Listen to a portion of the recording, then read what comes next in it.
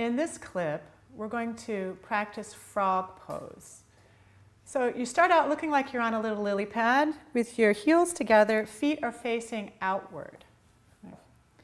Your hands are in between your legs. You're going to inhale as you come up, staying off of your heels, on your toes. Exhale, come facing forward. And your eyes can be open or closed for this one. Inhale and exhale. And do this 26 times. Inhaling up and exhaling down, looking straight forward. And you can go as quickly or as slowly as you like with this one.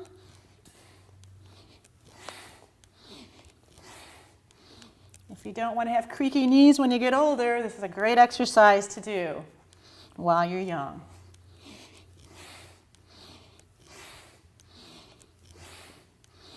And when you're finished, inhale and exhale, come back into the squatting position. The 5 most important things in breaststroke are, in this order, timing. This is the most important thing in breaststroke. So we asked on social media, which one of these 2 is the best way to swim? A lot of people got it right, but also a lot of people got it wrong.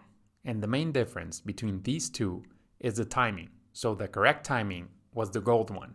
If you kick and pull at the same time, you will not move fast or efficiently. Look at this example. All of the propulsion from the arms is being stopped by the kick, and then all of the propulsion from the kick is being stopped by the arms and chest. So remember, the correct timing is pull, kick, and glide. Pull, kick, and then glide. Ankle circles. The second most important thing in breaststroke are the ankles. When you swim breaststroke, you will be doing circles with your ankles. Let's stop the motion of the knees and you will see it more clearly. See how the ankles move in circles really quickly? You need to practice that. You can do it on land first and then move the knees as well. Remember, move the ankles in circles quickly. Third, narrow knees. One very common mistake in breaststroke is to open the knees too much, or even opening the knees too soon. Both of these things are wrong. The best way to swim breaststroke is to open the knees very little and quickly.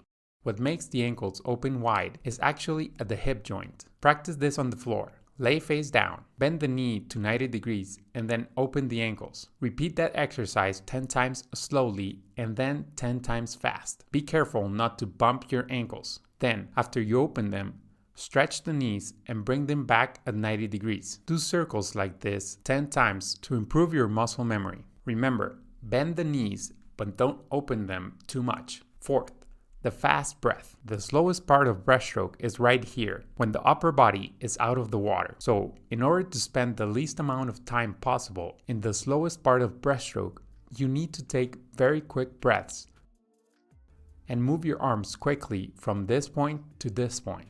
There is no time to exhale when your head is out. You need to start exhaling underwater, so you can just inhale above quickly. They don't need to be full breaths. You can do shallow breaths as long as you do them quickly. Don't worry about running out of breath. In breaststroke, you breathe every stroke. It's not like in butterfly, where you can keep your head down. Remember, don't spend too much time with your head above the water. Fifth, high hips. The last point is very important if you want to swim fast breaststroke, but it is also the most difficult one to do it correctly. Keeping the hips high should be easy when you're gliding. You just push your chest down a little and that will lift your hips. The challenge is to keep it high when you're taking a breath. You need 4 things: core strength, lower spine flexibility, loose hip flexors, and explosive hamstrings. First, core strength, because these muscles are the ones that will bring your torso up above the water. The arms also help with this, but the core needs to be tight to maintain those hips up. Second, the lower spine needs to be flexible. If you cannot do this on land with the help of the floor and gravity,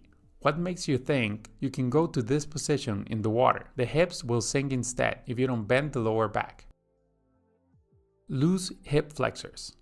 If your hip flexor muscles are tight, then the knees will come down. To know if you have tight hip flexors, do the Thomas test. Lay on the floor face up and pull one knee close to your chest. If you feel a tight stretch and if your other knee is being lifted up from the floor or if it's leaning to the middle, you might have tight hip flexors. Do this exercise 10 times with each leg to start loosening those hip flexors, and then hold this stretch for a minute with each leg. Don't forget to tighten your glutes, your core, and do a posterior tilt of the pelvis. You can lean forward 10 seconds and back for another 10 seconds for a total of 1 minute each. Fourth, you need explosive hamstrings, meaning you need to bend the knees quickly. Every millisecond you waste bringing your ankles up is going to cost you in drag and will likely make you sink a little. An excellent exercise for this is the hamstring slides. Do this 8 times and rest for a total of 3 rounds. This video is just the start if you truly want to understand what a good breaststroke technique looks like. If you want to dive deeper into breaststroke knowledge,